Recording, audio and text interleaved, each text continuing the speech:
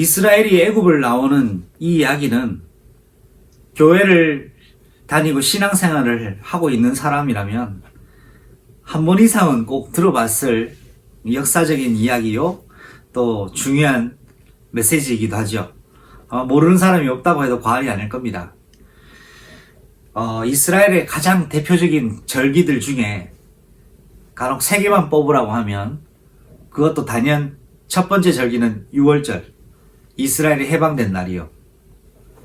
두 번째 절기는 이스라엘이 해방되고 난 이후 50일째 광야 생활을 했는데도 한 사람도 굶어 죽은 사람이 없는 광야의 기적을 체험했는 오순절을 우리는 손꼽을 수 있습니다. 자, 그리고 또 대표적인 한 절기가 있다면 광야에서의 50일째를 보내고 있으면서도 그 생명이 나고 한 자가 없었는데요. 더더군다나 이해할 수 없는, 믿을 수 없는 일이 하나 있었죠. 광야에는 뭔가를 고두어서 모을 수 있는 시스템 자체가 불가능한 곳입니다. 그런데 광야에서 이제 언제든지 먹을 수 있는 그 곡식을 모았다고 해서 수장절이라는 엄청난 절기를 하나님 명령하셨습니다. 대표적인 절기들 중에 7절기들 중에 특별히 3가지 절기를 말씀드렸습니다.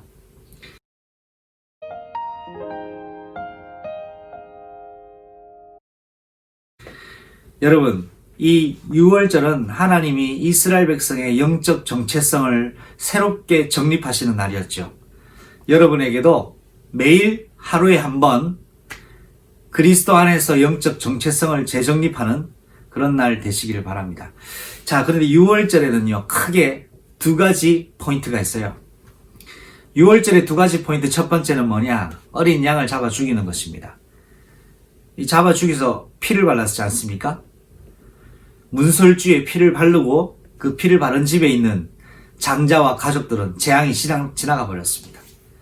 자, 그리고 나서 피를 바르고 난 이후에 하나님이 이스라엘 백성에게 명령하신, 엄중하게 경고하시면서 명령하신 것이 무교절을 지키라고 했습니다. 그때는 누룩이 들어가지 않은 빵을 먹으라는 것입니다. 며칠간요. 7일 동안. 여러분, 이 정도 들으니까 좀 뭔가 감지가 되는 거 없습니까? 어린 양의 피를 흘리는 것과 떡을 먹은 것을 생각해 본다면 예수님이 제자들에게 십자가 지시기 전에 최후의 만찬을 하시려고 다락방에 모이셔서 먼저 포도주를 제자들에게 나누었습니다. 이 포도주를 마시게 하면서 뭐라고 하십니까? 이 잔을 마셔라. 이 잔은 바로 온 백성을 위하여 흘리는 나의 피라고 말씀하셨습니다.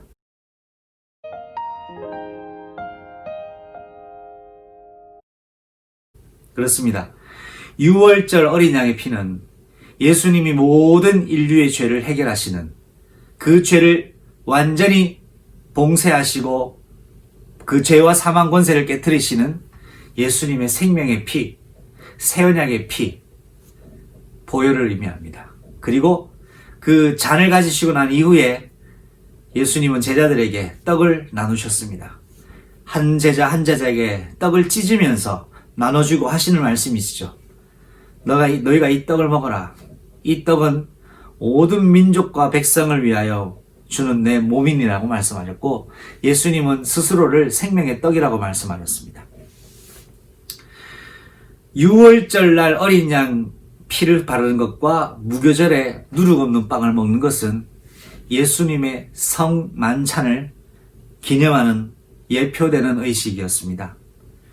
이렇게 해서 그리스도의 보혈의 피에 참여하는 새 언약의 하나님의 일꾼으로 내가 부름받게 되는 것이요. 두 번째는 예수님의 몸이 되어 교회가 되어 하나님이 이 땅에 다시 오시겠다고 약속하시는 재림의 그날까지 변질되지 않는, 바뀌지 않는 순수한 누룩 없는 빵과 같은 교회로, 하나님의 순결한 신부와 같은 교회로 남은 자를 찾고 그 자를 구원의 완성으로 들어가게 하십니다.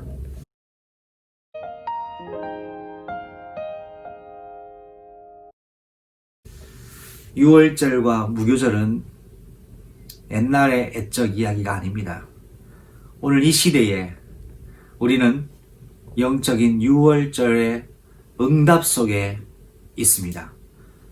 교회는 영적 무교절의 비밀 속에 있어야 됩니다. 누룩을 조심하십시오.